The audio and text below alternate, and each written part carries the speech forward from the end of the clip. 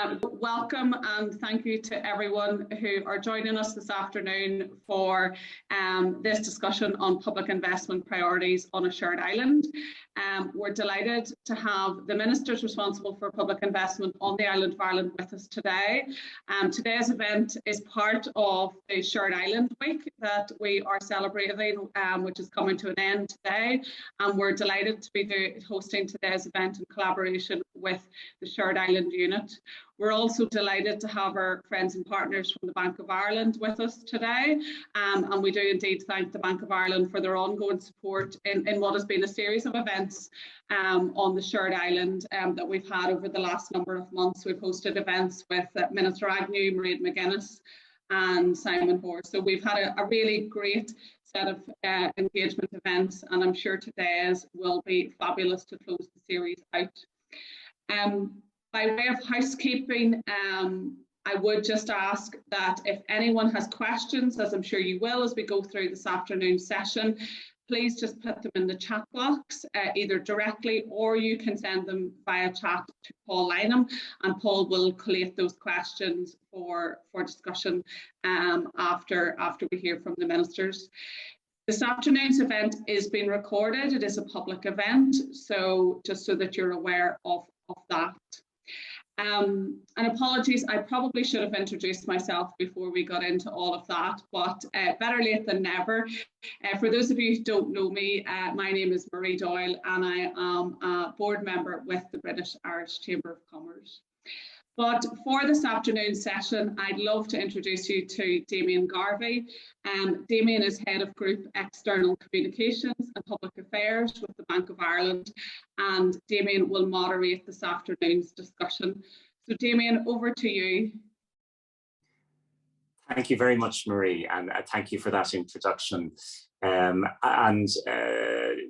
Just in a short opening remarks, the Bank of Ireland has been delighted to be associated with this series of important events, and we're particularly pleased to be associated with the topic that's under discussion today, which is extremely important and speaks to the future of our shared island.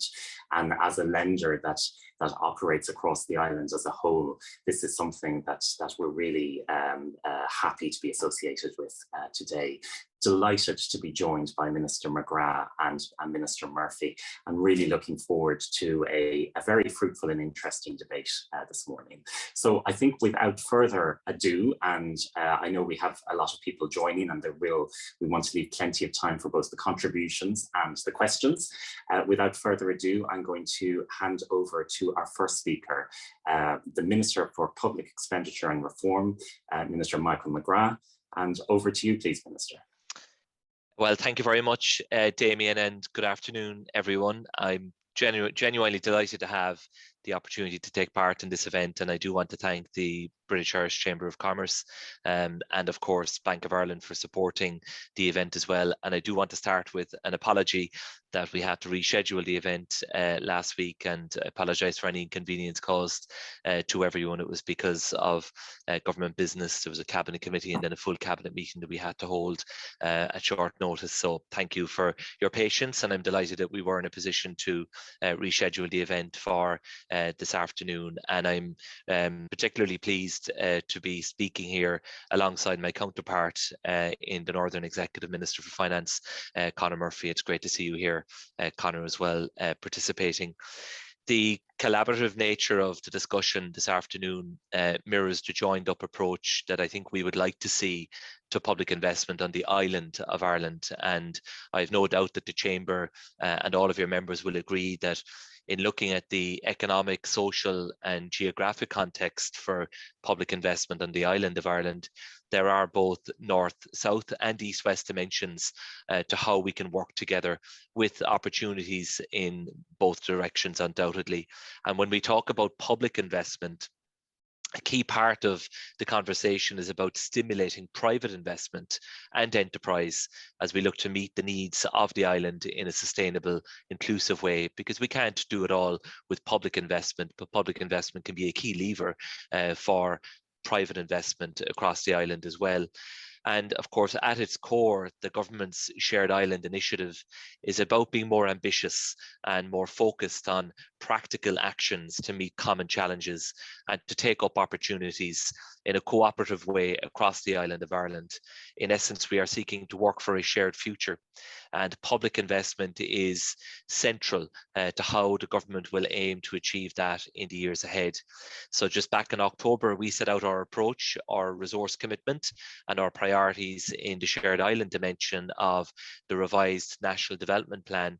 And of course, yesterday, our Taoiseach elaborated on the vision for the next phase of the government shared island approach with a range of new initiatives to be taken forward across next year. We're really excited about a number of those.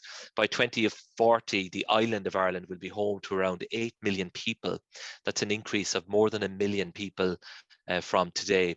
And this will bring about both huge opportunities for business, but also challenges. And it makes sense to think, to plan, and to invest in a coordinated way to realise the full benefits of that historic population growth. We also have connected environmental, economic, and infrastructure challenges and needs for the years ahead, which pertain for the island as a whole. Not least, there is the generational challenge and the whole of society transition involved for both jurisdictions in reaching a net zero carbon future by 2050. And we will have to work together to achieve that. And given these common challenges and opportunities, we know there will be considerable alignment of public investment priorities, north and south, in the decade ahead. And this will particularly be the case in areas such as climate action, digitization, sustainable transport connectivity, and balanced regional development, which is a key focus of our National Development Plan. There are definitely clear opportunities in my mind to work more coherently and with greater impact in these areas through joint and coordinated investment on a north-south basis. For example, there can be real advantages, as we know, from an investment at an all-island level, from renewable energy networks to resourcing for specialist medical services. It is truly the case that scale and indeed coordination matters. There are also different and complementary sector capacities, north and south, that in my view can be better joined up, for instance on research, development and innovation. Likewise, local authorities in border counties know well that sustainable regional development is far better pursued in a collaborative way and not back to back. And finally, there are the connected systems for our island in transport, in energy, communications, water that we need to upgrade, decarbonise and digitise in coherent and interoperable ways. And in this context, the revised National Development Plan that we brought forward sets out how the government will work in partnership with the executive, the UK government, the European Union, and with local authorities for more effective public investment for the island as a whole. There is a total resource commitment of more than €3.5 billion for all island investment in the decade ahead through the Shared Island Fund, our Project Ireland 2040 funds, and funding for North-South cooperation, and of course the Peace Plus programme. The total NDP funding itself consists of €165 billion over the next 10 years, and this will create really significant business and employment opportunities north and south, given the skills and the labour demands generated by infrastructure, by green and digital investment. It will support new jobs close to home for people wherever they live on the island. And through the revised NDP, we have set out our shared island investment priorities to work through all island partnerships for a more connected, a more sustainable and a more prosperous island. In the first instance, it's so important that existing cross-border commitments are delivered on. And this includes the Ulster Canal restoration, the Narrow Water Bridge project, and the vital upgrade of the A5 Northwest Transport Corridor. The government is firmly committed to delivering on our commitments. We are working intensively with the executive to press ahead without undue delay on these projects and with the benefit of resourcing now under the Shared Island Fund. We also want to develop and deliver a new generation of cross-border public investments matched to the environmental, economic and social needs of our shared island in the decade ahead. Back in July, the government launched a major new €40 million North-South research programme to bring institutions and researchers together across the island, supporting knowledge bases and networks across all disciplines. There has been a huge response to the first call for applications by the Higher Education Authority, and I want to warmly welcome this. We are also working with the Executive and the UK Government to establish new all-island research centres.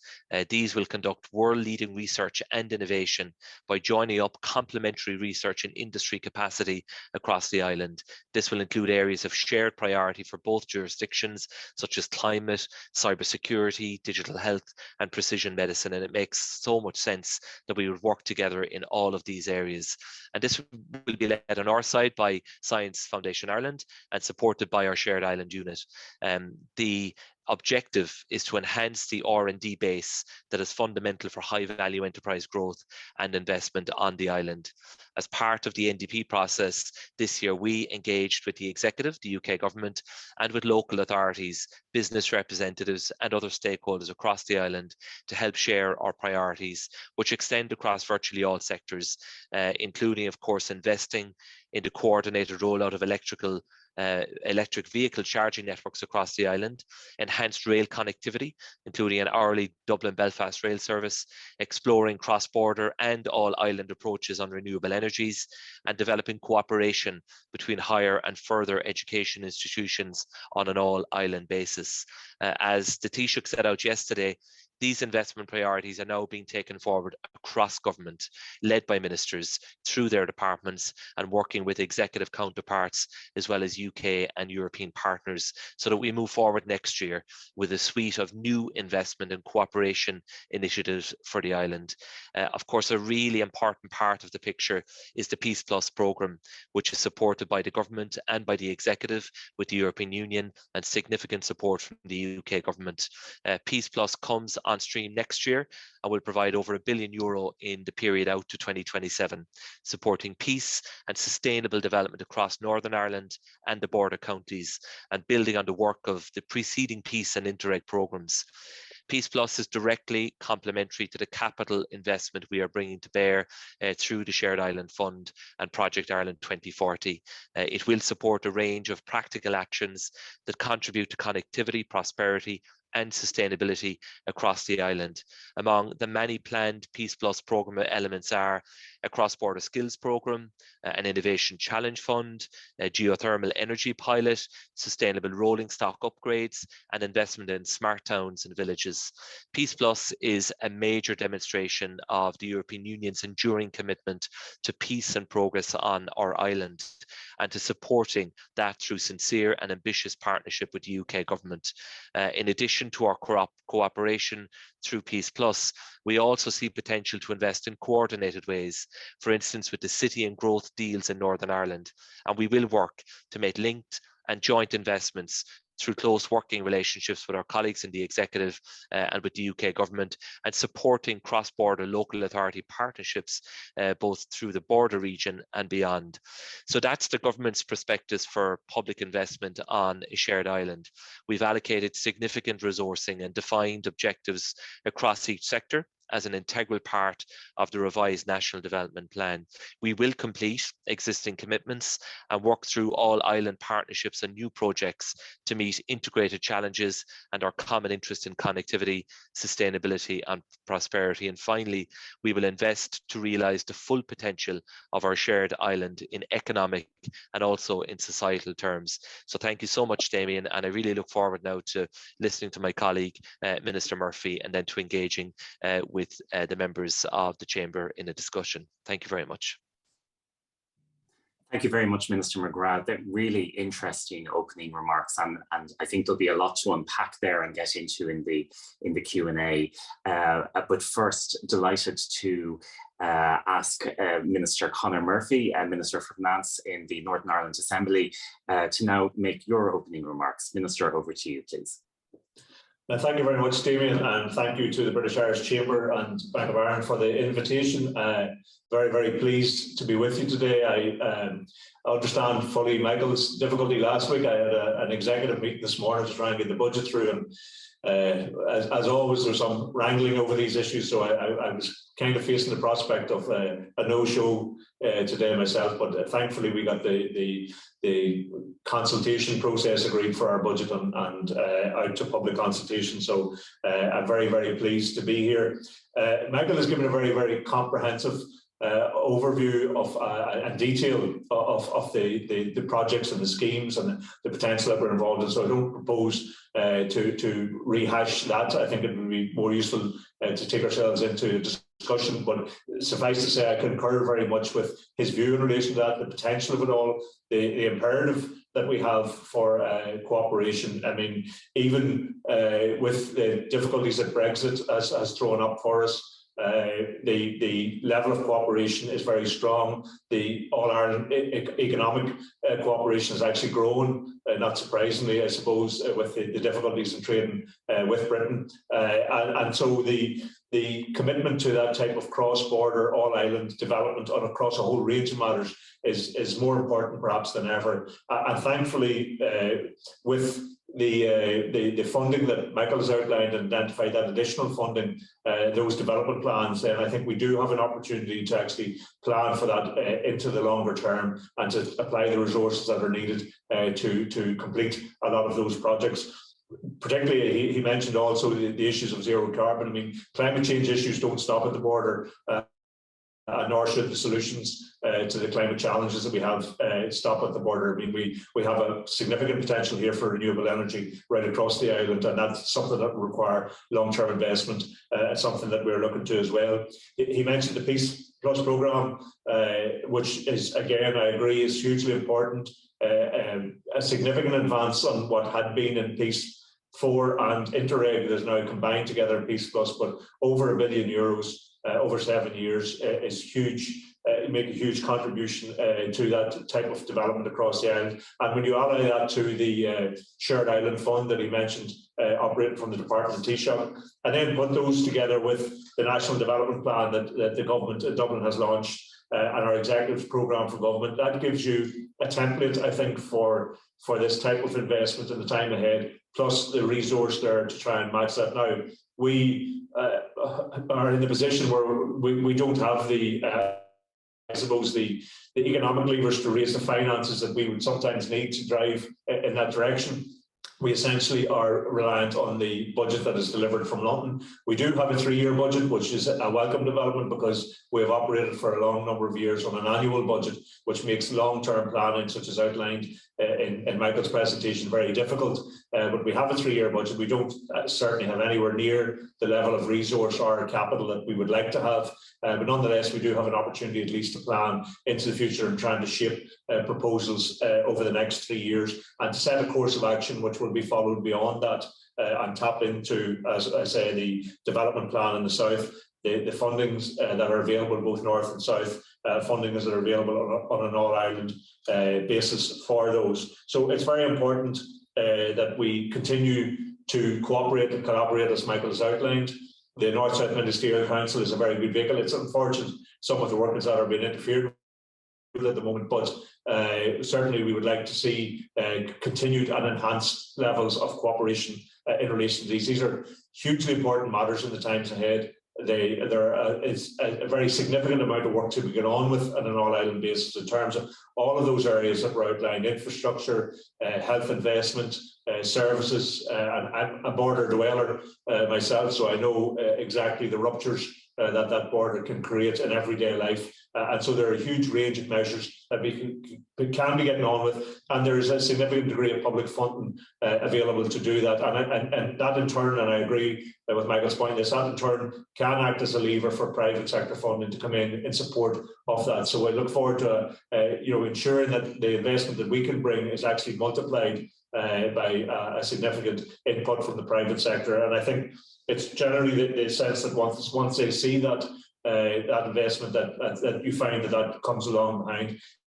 Michael did mention the city and growth deals. Of course, we have in the northwest one which is very closely aligned between Derry and Donegal, and the university in Derry, and also the research and connectivity and further and higher education between Derry and Letterkenny, very, very important in the northwest. And even in my own area near Uri, I mean, one of the projects that we'll be launching next week when we agree the Belfast Region City deal, which takes you right down to the border between Uri and Dundalk, is the Southern Relief Road, which will be an important connectivity piece of infrastructure between the whole South Down and Warrenpoint Port and the main Belfast-Dublin route, which I think again improves that ability for collaboration and economic connectivity across the island, which is going to be hugely important in the time ahead. One of the difficulties I suppose we have experienced, while Brexit has increased the All-Ireland trade, and that's very, very much to be welcomed. There are certainly programmes that Michael's outlined and we're outlining that will support All-Ireland development. The loss of our EU funding, with the exception of Peace Plus, which is a very, very welcome continuation of support from the European Union, matched by Dublin and Belfast and London. But the loss of other EU funding, like the Regional Development Fund, the Social Fund, is having a real impact, because despite the promises to replace lost EU funding, we're finding that that is not the case. We're not getting anywhere near that in terms of replacement. And added to that, the experience of the executive previously was that we would have received EU funding, we would have matched that to priorities for the executive, particularly in areas around skills and training. And now we're in a process where Britain is essentially running competitions for that funding. So individual projects will have to bid to Whitehall to get pots of money from that. That may or may not align with executive priorities. We don't have any input into that. We may or may not, as a consequence of that, get the same amount of money we previously got or get less. The first experience of the pilot scheme is we get significantly less money from that than we previously got, and that's going to be the case in terms of farm funding. That over the next 3 years we expect to lose about 24 million, I think, in total in relation to that. So there are significant challenges which the exit from the European Union is throwing up in funding terms for us, and the total level of funding, but also in our ability to control, decide as the democratically elected executive and assembly here, to decide the prioritisation of that and the direction of that funding to match executive priorities is not now available to us. So we kind of get this haphazard funding from London, which may benefit some projects and may align with our priorities, but may not. And that is certainly a challenge in the time ahead. But nonetheless, I think with all of that said, I come back to the positive in all of this, that we have a very strong degree of collaboration, north and south. There are significant funds between Peace Plus, between the Shared Island Fund, between both government's own resources, and I think significant private sector interest across a range of projects, which mean that there is an exciting opportunity in the time ahead for us all. And we want to make sure we seize that as best we can. We want to make sure that all our efforts, the connection between those levels of funding and those programmes and plans will in turn make them much more beneficial to everyone who lives across this island. And that has to be our focus in the time ahead. So certainly on this side of the border, with my executive colleagues, we're very much up for that level of collaboration. There are always, as ever, politics that come in across that, and as I said, north-south arrangements aren't working as we would want, but we will continue to drive forward. It is in the interest of all our people, regardless of their constitutional outlook. It's the interest of all the people who live in this island to maximise the benefit of the funding available and the plans that we can make together to make this island a much more prosperous place in the time ahead.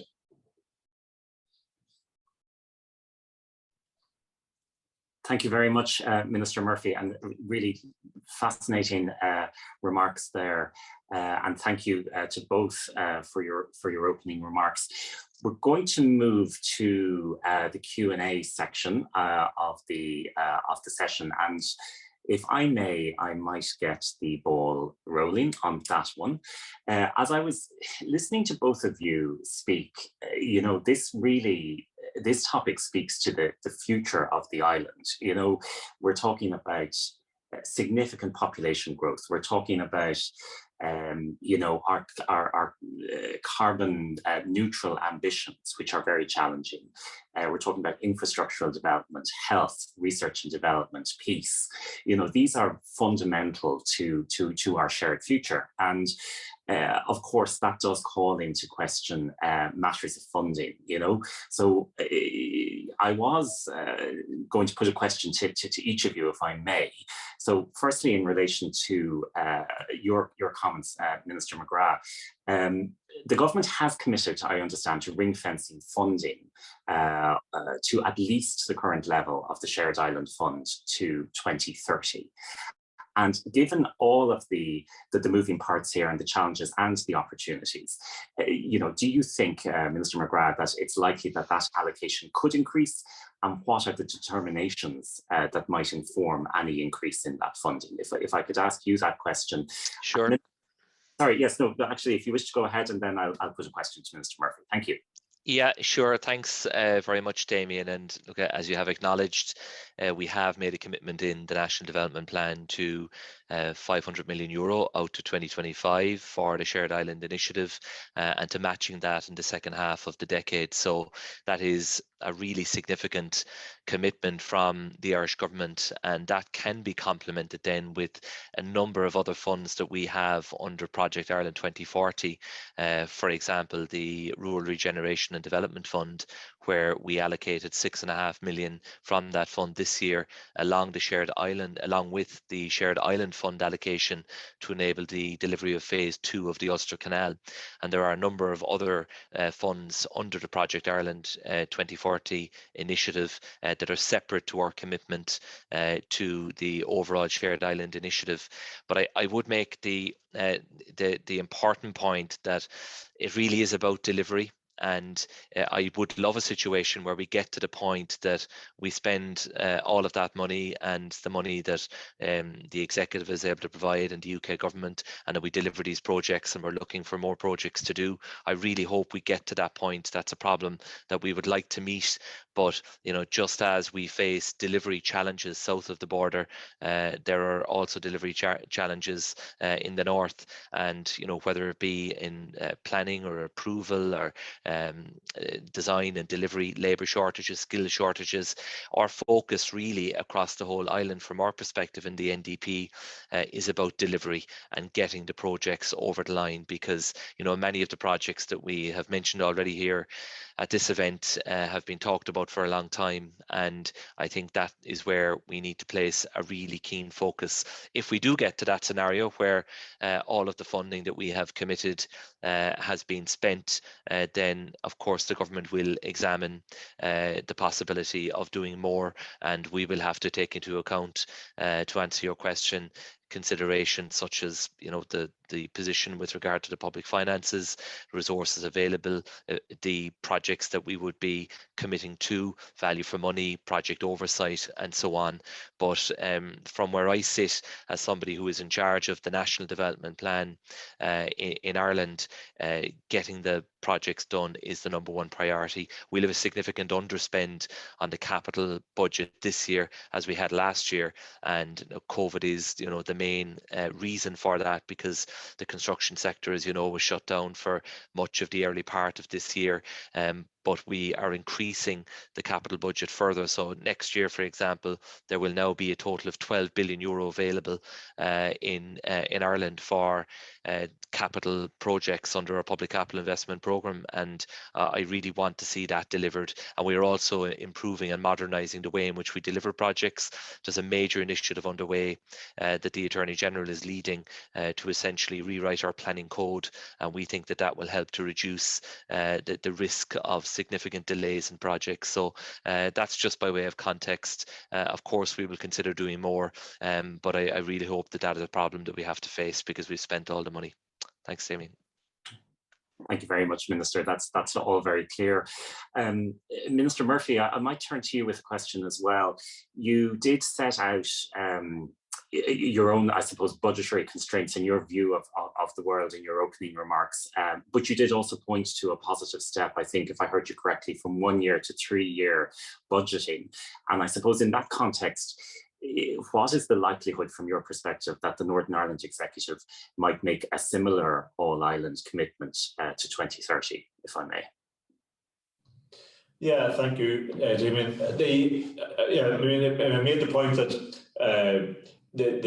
the quantum that we have in terms of our public finances available and the time frame of our budget are decided elsewhere. So that's a deficit for us. But nonetheless, we do welcome the fact that we've had a 3-year budget for the first time in a long number of years. Not the level of funding we would have wanted or needed in terms of delivery of public services and investment in the future, but nonetheless, it is to be welcome that we are able to do that. I do think it is, so that restricts our ability to plan so far in the future, but we do have investment strategies which look beyond the budget cycle. We have funding schemes like Peace Plus and others that go beyond that budget cycle as well. And I think it's imperative on us to engage in that longer time frame. Now, the executive, despite people will fully understand the politics of All-Ireland cooperation, that can be tricky to navigate through the executive at time, but there have been practical, pragmatic decisions taken there. I'm thinking of things like Altnagelvin, that service for the Northwest, the Children's Heart service in Dublin, which has stopped children having to fly off this island to go to Britain for treatment. Pragmatic and sensible solutions, and a lot of pragmatic solutions around infrastructure in the border areas that have been supported across the executive. So I think it is imperative that we do engage in the longer term. We do recognise that a lot of the problems that are going to face us, like the continued issue of our separation from Europe in the north, but things like climate change and the transition to zero carbon, those are long-term projects which we have to invest in. So I would hope that the executive continue, whatever its make-up beyond the next election, continue to look for pragmatic all-Ireland solutions across a range of things which make sense, which actually, in terms of collaboration between the executive and the government in Dublin and private sector interests across Ireland, will make sense. We'll get much more value from the investments we have to get much longer term benefit. So these are the types of solutions I think we do need to bring to the table. I want to see the executive engage with a national development plan. I want to see our programme for government engage with that in a way that makes practical sense across the island. Of course, I have my own views in terms of longer term All-Ireland development, but I recognise the executive framework which I work in is one in which those politics have to be navigated. But on the basis that we make common sense decisions which have practical benefits for the people that we represent across the island, I do think we should continue to engage in the longer term, even though our budget cycle doesn't allow us to put up front the type of financial commitment, for instance, that Michael and the government in Dublin are able to do. But I think in intent, we should be doing that. And as we develop those programmes, then I think the logic for committing to them over the longer term then become evident. So whatever the budget outcome is, there will be a budget, there will be money coming to us, we will have money to spend, and if we commit to those programmes now, then we do have a way of ring fencing that, of making them flagship projects, of ensuring that a commitment flows from one executive to another executive, and the logic of those projects, I think, then begin to support themselves in that regard, and that there is a logic to following through on them in the longer term. Thank you very much, Minister. I completely agree on the long term. I mean, the issues that we're talking about here have a real long term impact on the island, and I suppose we need to apply a very long term lens to them for that reason. Now, there's a couple of questions coming in, so we'll open it up. And the first question I wanted to go to is from Anglin Rowan. Now, Anglin is a member of the Chamber's Infrastructure Committee and a partner in the construction projects and PPP team at Philip Lee Law Firm. So Anglin, if I could take your question, please. Thanks, Damien. You can hear me okay, I take it? Great. Okay, thanks. My question just relates to infrastructure development. Obviously, the shared island initiatives and other all-island projects are critically important to infrastructure development. And both ministers in their opening comments have touched on the role that the private sector might play in that sphere and stimulating the economy. I suppose my question is, in your opinions, ministers, what role should the private sector play in that infrastructure development? And then the second part of my question is, what incentives exist or might be available in the future in order to encourage and stimulate that private sector involvement in the delivery of all-Ireland projects?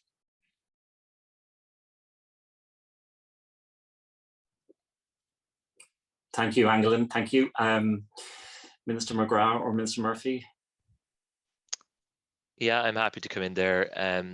First, Damien, Angelin, thank you very much for your question. And I think the first point I would make is that by setting out a national development plan out to 2030, with the scale of investment that we have now committed to at 165 billion, it's a really important statement of intent from government, and it also sends, I think, a powerful signal to the construction industry and to the private sector generally that the government is committed to an ambitious public capital investment programme. And when you think back to the crisis that hit us over a decade ago, I know that in Ireland the investment by the state in its public capital programme was cut ultimately by about 60% from peak to trough. And what we're saying here now is that irrespective of economic conditions, we're committing to an elevated level of public capital investment in all of the areas that we've touched on earlier on. And I think that's really important because it will encourage the development of skills. It will encourage young people to look at career opportunities in this sector. And I think it will also encourage the private sector to continue to innovate. And we work very closely with the private sector. We have a construction sector group, for example, where my department would work in close collaboration with the construction industry on issues that really are shared challenges, issues like skills development, for example, and that's really important. We are also looking at the potential further role that public-private partnerships can play in the delivery of the National Development Plan. While the vast bulk of the funding will be direct exchequer funding, we do envisage that there will be a role for public-private partnerships. We've had many successful examples of them in terms of the development of key infrastructure across the country already. We have to ensure that they represent value for money, but there will certainly be examples where the expertise and the experience and indeed the financing that the private sector can bring will make the difference between the delivery of a project or not. And so I see significant opportunities there. And also I think in the area of the all-island research hubs, for example, that we're currently progressing with Science Foundation Ireland, we see a lot of opportunities there for industry participation. So it will be now a matter for every minister across our government to seek out these opportunities and to work with the private sector. And I think we have to acknowledge the fact that about 80% of the jobs in the border region are from SMEs. So, the all-island economy is just a day-to-day reality, and the private sector are constantly seeking out opportunities to operate on an all-island basis, using it as a hub, for example, for exporting to Britain and to Europe and so on. And we want to continue to support that. And also I think it's important just to acknowledge the role of Intertrade Ireland, which is doing such positive work as well to help develop further the all-island economy. Thank you very much, Minister McGrath. Minister Murphy, if there's anything you'd like to add to that? Yeah, I mean, I concur with a lot of that, and I agree with Michael's point in terms of public-private sector arrangements that we always need to ensure value for money in those. And some of the early iterations of those, I suppose, 10, 15 years ago were skewed the wrong way. So we have a responsibility for public finances to make sure that they're spent well and they maximise the return for the public, because it's the public's money. But I think within that there are a whole range of opportunities, a lot of which Michael have outlined. We announced, our Communities Minister announced yesterday a very ambitious, I think it's 16-year programme for house building, building homes, both public and private sector homes, a very significant investment over 16 years, 100,000 houses to be built. I think that the opportunities, and that again sends a signal to the private sector that a significant public sector investment is coming that way. And so the opportunities are there for a very strong degree of collaboration. In my own department, similar to Michael's, we're in charge of procurement. And so we have a very close working relationship on our procurement board with all sectors, but construction in particular represents a very significant, I think about 20% of our economy is represented by construction. So we have a very close working relationship with the construction sector. We make sure that the arrangements we have work smoothly. We undoubtedly across the island have had difficulties in large capital programs and projects, getting them to work correctly, getting all of the obstacles that have to be navigated, operating as smoothly as they can, and making sure that that money is spent well and spent on time. And that's a continuous challenge for the relationship between government and the private sector. So we have to continue to strengthen those relationships and make sure we're working together. They bring the innovation a lot of the time, as has been said, bring the technology, and we need to make sure that there's that close working relationship between what we wish to do and what they can bring to the table as well. So very keen to see that develop and continue to develop in the time ahead. Thank you very much. Thank you. And we have more questions coming in. We're really keen that we get to as many of them as possible. So I'm going to ask our questioners to be as tight as they can. And please forgive me just when you're setting out your question, and that's just so we can involve as many people as possible. Next questioner, Dr. Ciara Leonard, is a member of the Chamber's Higher Education Research and Industry Committee and Public Affairs Manager, Research and Innovation at UCD. Dr. Leonard, your question, please. Thank you, Damien. Thank you, ministers, and acknowledging your contributions already. You know, education and research capability and capacity form a key part of our national infrastructure, and the Chamber very much welcomes the commitment to the National Development Plan to the All-Ireland Research Centres, but also other initiatives along with Northern Ireland and UK partners, including industry. 2 questions just for each minister, but I'll ask them together. Minister McGrath, can you advise on the timescale for the funding around the All-Ireland Research Centres, and also how the Chamber and our members, both industry, including SMEs, as well as higher education members, can help support the fruition of the centres? And then Minister Murphy, if you can comment on the Northern Ireland Executive support for the All-Ireland Research Centres and also other initiatives, including the Higher Education Authority North-South Research Programme. That would be wonderful. Thank you. Okay, Damien, I'm happy to come in there. Dr. Leonard, thank you very much for your question and for your work in this area. And I think we can all agree that the All-Ireland Research Centres are, a really exciting and important project. And when you think about the areas that we simply have to cooperate, whether it be climate action or cybersecurity, as I mentioned earlier on, digital health, precision medicine, and so on, we can achieve so much more by working together than either jurisdiction could on its own. And I think that is indisputable. So I think there is enormous potential in this space. Minister Simon Harris is working now very closely with Science Foundation Ireland, and of course with the lead departments in the Northern Executive, the Economy, Ag and the Environment and Health, and also the All-Ireland Research Centres. Also, just to say, we are engaging with our UK counterparts on the project as well, including on the question of resourcing, where a UK dimension will be important alongside our own commitment to resource the centres from the Shared Island Fund. And these discussions have been going well with the UK counterparts, and it is hoped that an agreement can be reached in the months ahead. In relation to what the Chamber and your members can do to support this initiative, I think continuing to convey your support is the first thing, and you're certainly doing that consistently, and I want to acknowledge that because it does make a difference. And then secondly, once the research centres are underway, there will undoubtedly be a major role for industry participation in the research and development work that will be undertaken, which of course is comparable to the model for SFI research centres that we operate in the south. So that's the way that I see this developing over the period ahead, and we do see immense potential that will also deliver very tangible economic benefits across the island. We have to be a leading centre for cutting edge research, and by working together, I think it does give us that critical edge, and we certainly are fully committed as a government to doing all we can to bring this about. Thank you very much, Minister McGrath. Minister Murphy.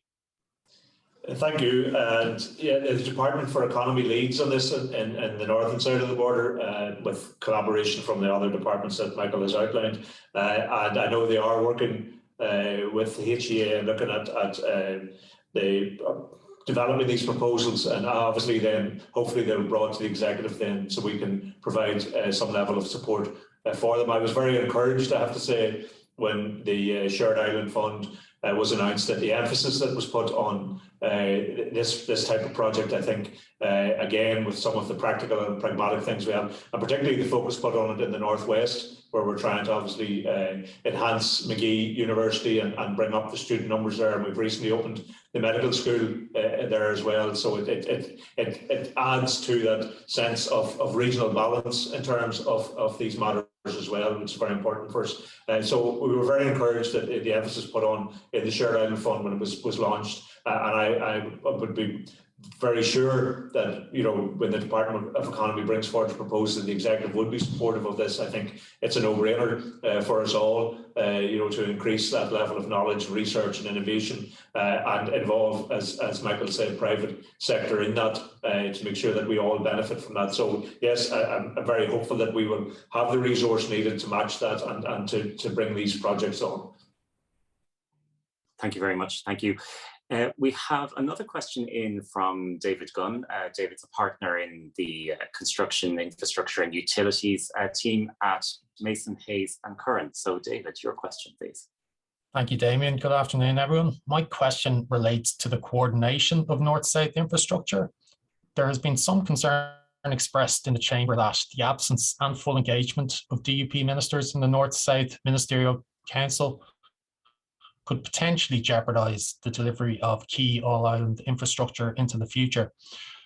The development of North-South infrastructure could really benefit from the creation of a coordination body with a focus on cost-effective and timely delivery of projects, which could operate, say, in a similar way to the very successful Single Electricity Market Board.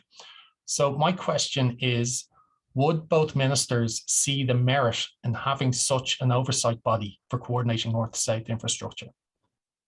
Thanks very much, David. Minister Murphy, could we go to you first on that one? Sure. Well, I mean, the North, I agree with you. I regret very much the interference in the working of the North-South Ministerial Council. I think it's unnecessary and it's counterproductive.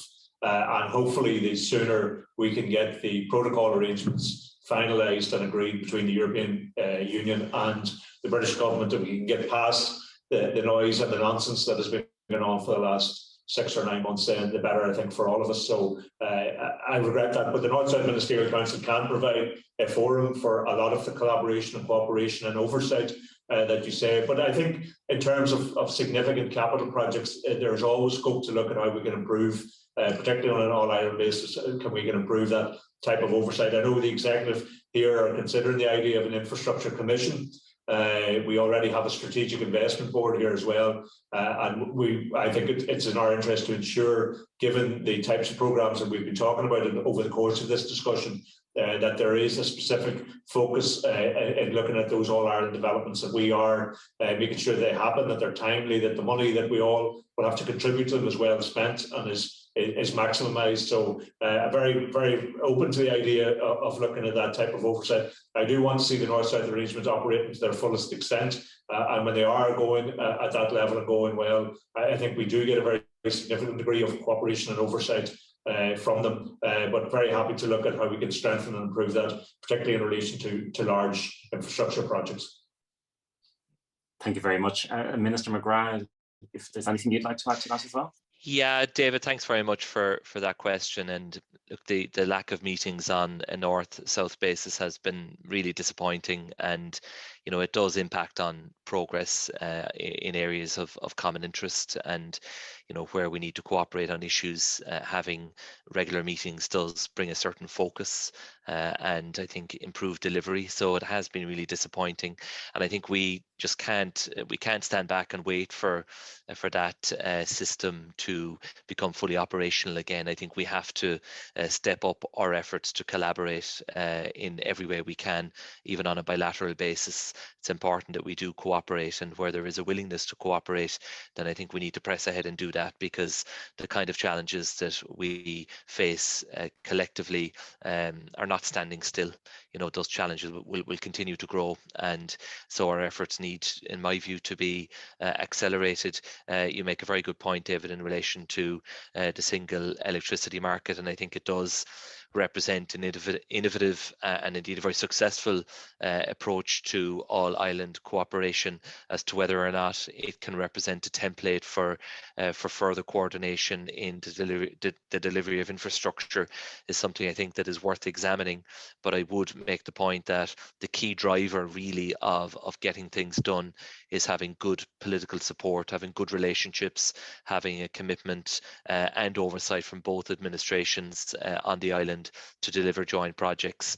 And certainly from the perspective of our government, we have a National Investment Office that sits within my own department, and then all government departments in bringing forward projects I know are really keen to cooperate as closely as they possibly can with their counterparts in the north and across the executive, because ultimately it is that level of cooperation and regular contact that helps to drive projects and makes things happen. Getting agreement on new institutional arrangements or new, bodies that have a north-south or cross-border jurisdiction might be difficult if we're to be honest, but that doesn't mean that we can't cooperate more closely on a day-to-day basis, and I think that's where we should start. Thank you very much. There are more questions, so the clock is ticking, I know, so we'll move on very quickly. Kieran McCrainer, we have a question from you. I know Kieran is a community organiser at Dalradian and Gold. Kieran, over to you. Thank you, Damien, and good afternoon, everyone. If we could just add on behalf of everyone here at Dalradian, our own welcome and thanks to both ministers for being here today, and also to the Chamber for organising this event. Look, it's evident from the opening remarks that the development of stronger working relationships is in everyone's interest, and that cuts across political, economic, social levels, especially in the area of public investment.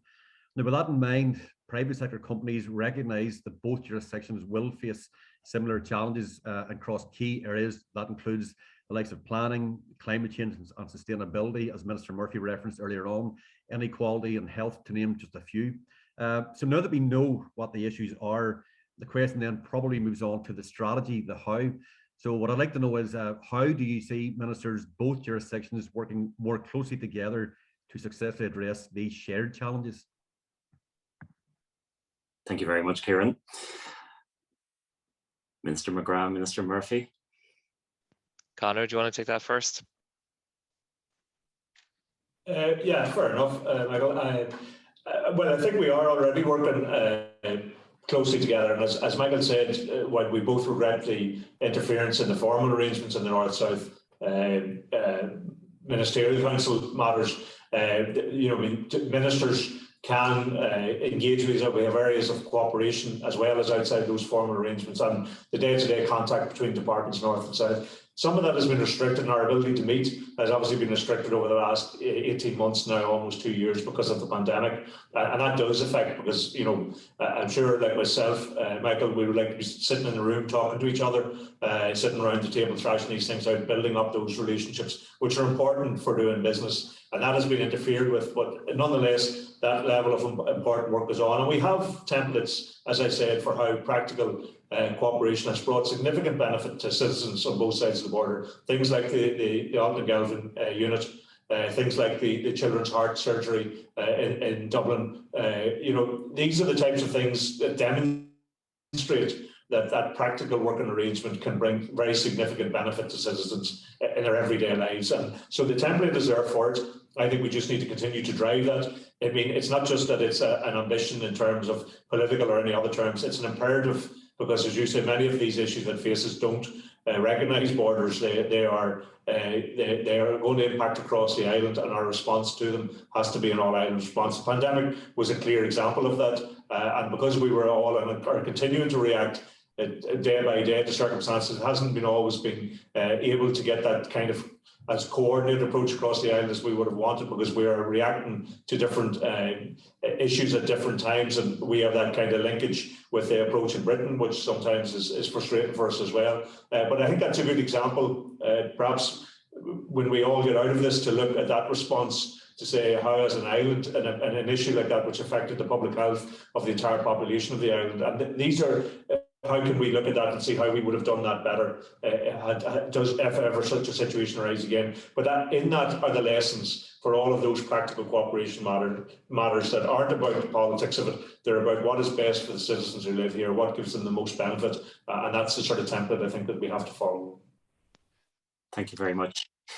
Yeah, can I just comment, Damien? Yeah, Kieran, thanks very much for your question there. And I would agree with Conor that COVID hasn't helped us in the sense that our ability to meet in person. I'd love to come up and visit a number of the projects that we're keen to support and to look at the development of the Peace Plus programme on the ground, for example. And hopefully now in the months ahead, we will get to a point where more regular visits are possible and can be facilitated, because that's something that I'm really keen to see happen.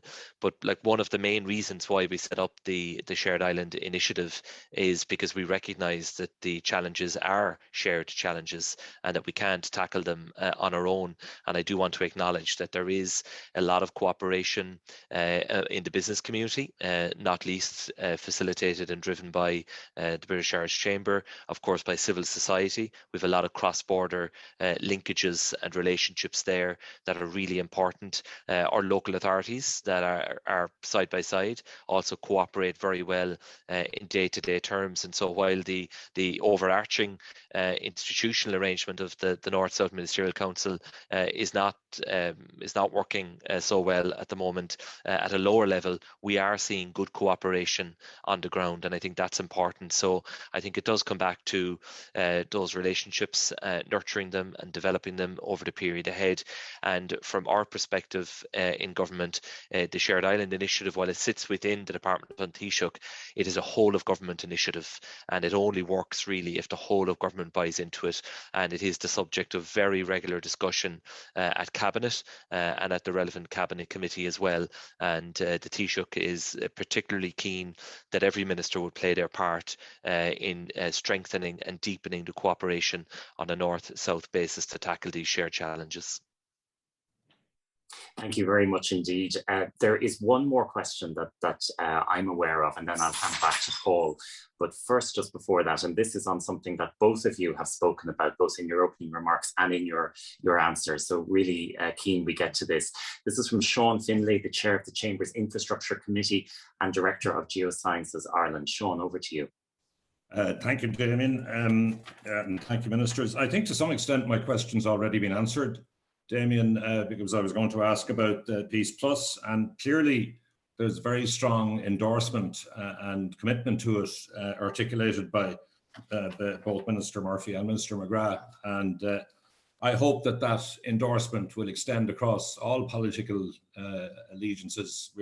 The Chamber is not political, but I think it's very important that all political parties really can put their hands up in that kind of endorsement as well. I suppose that the last remaining question about Peace Plus that I would have is, is there anything that can be done to more widely publicise its benefits and its impacts and its potential importance? Thank you. Okay, thank you very much, Sean. Thank you. Minister Murphy, would you like to comment on that? Sure, thanks. Thanks, Sean, for that. And I agree with your observations around that. And the Peace Plus has been a peace programme over the last, I'm not sure how many years, 20 odd years we've had it, I think, since it actually predated the Good Friday Agreement, the peace funding from Europe. And the continuation of that, I think, does demonstrate that, I think, as Michael said at the start, a very significant commitment Europe has had to us over that period of time and continues to have to us. I think it's important that we recognise here that there are communities who have not felt the benefit of peace, communities that have felt left behind, and this may well be the last Peace Plus programme we get, the last peace funding we get from Europe, and I think we need to make sure that it has a lasting legacy effect. And I've had conversations with the SCUPB, and I know on the North-South arrangements, Michael and myself have had conversations about how to ensure that this peace funding really gets to some of those hard to reach areas where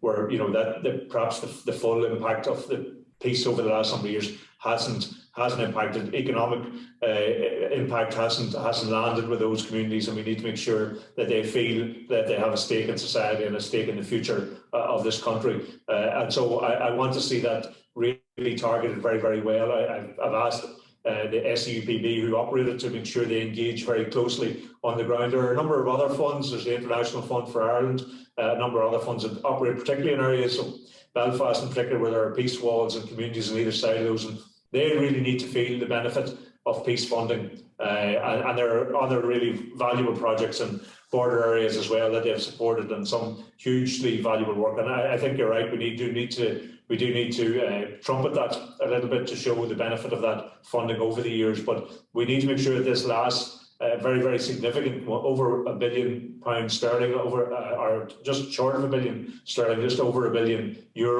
is a very significant amount of money to invest. And this is a real opportunity to reach into those communities that perhaps haven't seen the benefit of peace and felt a little bit left behind, to make sure that we give them some benefit from this and make sure that it has a real lasting legacy. And I think that's what the European Union wanted to see when they initiated this programme, that it would have a lasting impact on society here on the island, particularly that society which was affected by the conflict. And this is an opportunity to do that in the time ahead. Thank you. Damien, I'll add a quick word if you wish. Sean, thanks for your question there, and I think you will see the profile of Peace Plus increase significantly once we get the approval through from the European Commission. The programme has now been approved, as you know, north and south, and so once we have approval at EU level, we will see a formal launch of it, and then we will see the funding starting to flow to individual projects next year and into the following year. And I think that will do an awful lot to raise the profile of it. And I strongly agree with the point that Conor made there about the funding going to the communities that need it most, and we have both been at pains to point to the need for this programme to be accessible, and we don't want the very communities that should benefit the most from this to be denied access because they haven't got the wherewithal or the resources to navigate their way through the system. The system needs to be as straightforward and simple as possible, and I do want to acknowledge, as Conor did, the work of the special EU programmes body in that regard. So we are convinced that Peace Plus can make a real impact and leave a lasting legacy, and I look forward now to seeing the programme approved by the European Commission, hopefully in the early part of next year, and then we'll see a formal launch, and I think we will see the profile and the awareness of it increase significantly from that point. Thanks, Damien. Thank you. Listen, I just want to say thank you to both of you for engaging so openly and thoughtfully in those questions and on a very diverse range of topics. So thank you very much for that, and I'm going to hand back to Paul now for any further questions. Thanks, Damien. And just to flag with everyone, we received quite a lot of questions, so apologies if we can't get to everyone. I'm going to take 3 questions now and then see how we get on time-wise, and then maybe a couple of questions after, and then try and wrap up after that. One of the questions, merging them all together, was about how we can get mainstream unionist parties more on board with the Shared Island initiative. A follow-on to that, and maybe it's linked, is do either ministers see that building on the Shared Island unit, is there an opportunity to increase collaborative links with the UK, in particular with the Scottish and Welsh executives, and maybe that would help bring other unionists on board. And then linked in with that, I suppose, is what are you most proud of in terms of all-island cooperation in terms of infrastructure projects, and what are you most excited about for this initiative going forward? So bringing unionists on board, can we expand across the Irish water, such projects, and what are you most proud of and excited about?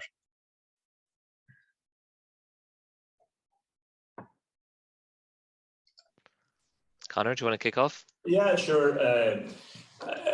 Yeah, but I think it always is. We have to acknowledge that there's no point in trying to skirt around. It is a difficulty at times involved in unionism in the All Ireland nature. But I mean, the Good Friday Agreement had 3 strands to it, and one of those strands was north-south. So they came as a package, and we operate in good faith the East-West arrangements, the British-Irish Council, and we think they're important to continue to operate those. And so there are difficulties, we have to acknowledge that. But I mean, the arrangements that I had referred to, the health arrangements, the Alton Galvin one, cancer services, the British Heart the Children's Heart Services in Dublin. Those were all done under Unionist, I think actually under DUP, Health Minister's watch. They were done by them and done because they could see the practical value, the benefits to the people that they represent, as well as the benefit to the people we represent.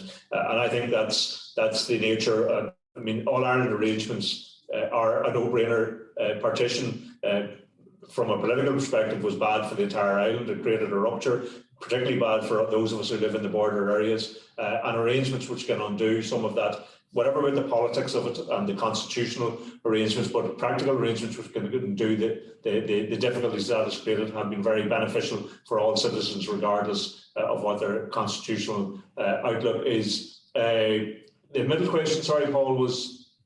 It was about reaching across, I suppose, to Wales, Scotland, and indeed the UK generally, the merit of that. And then what are you most proud of and excited about the All Ireland initiative? Yeah, well, I mean, Interreg did encourage that. I mean, I visited a project at Culca in Fermanagh on the border, which is going to be vitally important, and it'll bring me on maybe to what I'm most excited about, where they were restoring wetlands. And it was a north-south arrangement, but the research had been done for that. The kind of innovative input was coming from Scotland. So some of that is still ongoing, and the potential for that is enormous. And I think it can create a more comfortable space for unionism as well. I mean, we have absolutely no difficulty with cooperation across these islands. I think it's beneficial. This is a small world. We're not putting fences up around ourselves and saying that we have one set of problems and one set of solutions. That would be madness. And I think what I am most excited about is the potential we have on this island for addressing climate change. I mean, through some of those projects, those carbon emission projects in the wetlands, and we're not short of wetlands in Ireland, but some of the potential for renewable energy across the island, I think would not only help us in dealing with issues of climate change, but actually could be economically beneficial to the island as a whole. We could become a net exporter of renewable energy. So I think there's real potential in those, which not only tackle a very, very serious issue that the globe is facing, but also can be economically beneficial to the island as well. Yeah, thanks, Paul. I'll make a few comments there as well. Just in relation to the unionist parties and the unionist community, I would restate the point that the Shared Island Initiative is not a threat to anyone. It is a recognition that we do share this island. We have a lot of shared challenges that we do have to cooperate and work together on to make real progress. And I would agree with the example that Conor has cited in healthcare, for example, where it makes eminent sense for us to cooperate in the way that we have done. And that has been unquestionably for the betterment of the people we represent and for all communities on the island, and particularly our children. And so I would like to see more cooperation in practical ways like that will make a difference for people. In relation to what is to come as part of the Shared Island Initiative and the different investments, I'm really looking forward to seeing improved connectivity and transport links, because I think the more mobility that we see and the more cross-border movement of people in both directions will greatly help, I think, to improve our understanding of the whole island and our understanding of different communities, and also will help us to build relationships. So when you look at the All Island Rail Review, for example, we see a lot of potential there. Obviously, the increasing of the frequency of the Dublin to Belfast rail line, also the development of the greenways, that's a really exciting initiative. And also in relation to air connectivity, I'd love to see Cork-Belfast air connection, for example. So I think building those linkages through our transport system, whether it be air, rail, road, greenways, I think that will make a real difference, and it will bring us all closer together. And that can only be good for civil society, for business community, and indeed for our politics as well. Sorry, Minister, and on the point about East-West, building on the success of the All Island, further collaboration with Scotland, Wales, England. Yeah, I think to do it on an all-island basis is something that would require the support across the board really on the island. And I think, you know, our priority is to strengthen the relationships on a north-south basis to tackle the shared challenges that we have.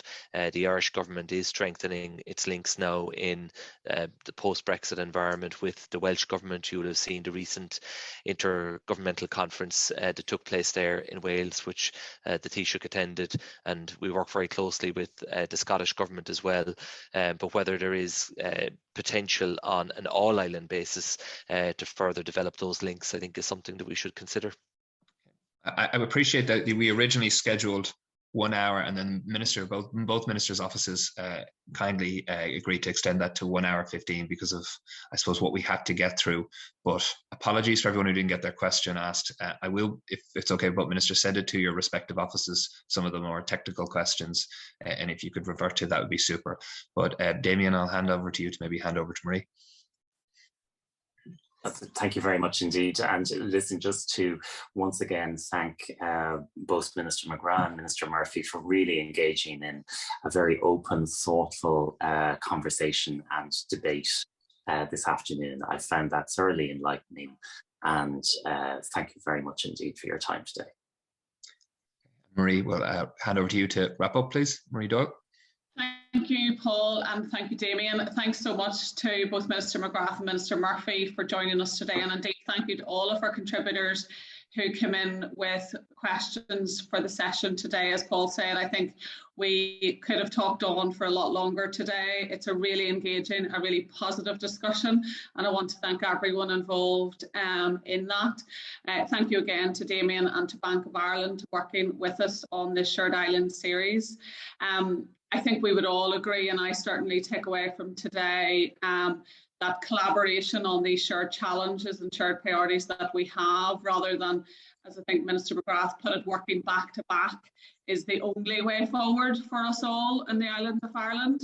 I think the discussion we've had today on shared island priorities is fundamentally aligned to what we as a chamber are about.